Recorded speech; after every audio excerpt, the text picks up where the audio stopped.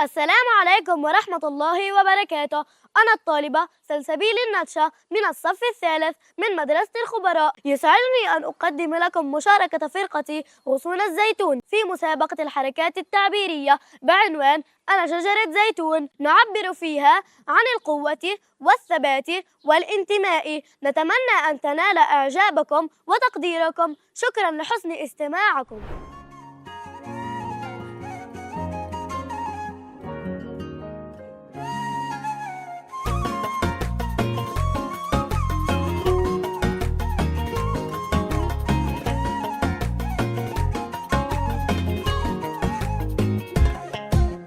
أنا شجرة زيتون عمري بال70، زرعتني بنت صغيرة مكحولة العيون.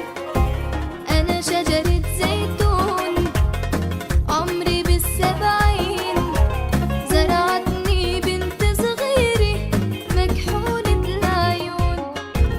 قالت لي رح أرجعلك برجعلك لو مهما يكون، صارلي بستناها سنين وأنا مزروعة هون. قالت لي رح أرجعلك برجعلك لو مهما يكون، صارلي بستناها سنين وأنا مزروعة هون. فلسطين فلسطين الجبل الصامت ما بيلين، سماكي مصر الرسول وبأرض الدمعات سنين.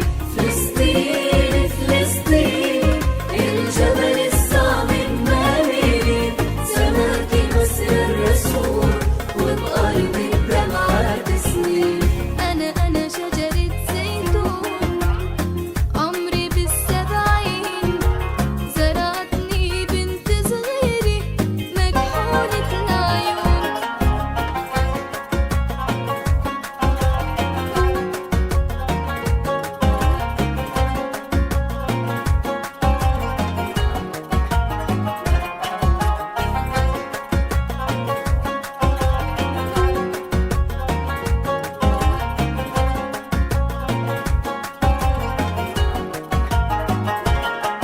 أرضك المكرس فيها بدينا دوب الزيتون، ست اللي حاضن فيها بترابك ست بتسكن.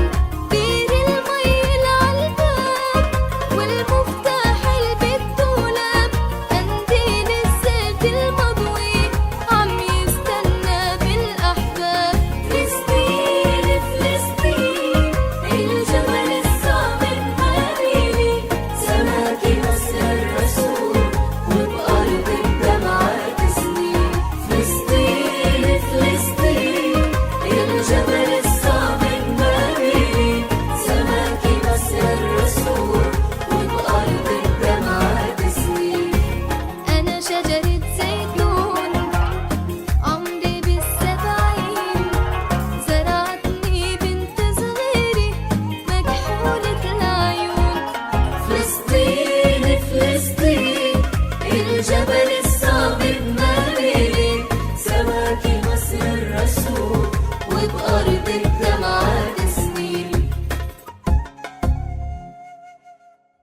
أنا شجرة زيتون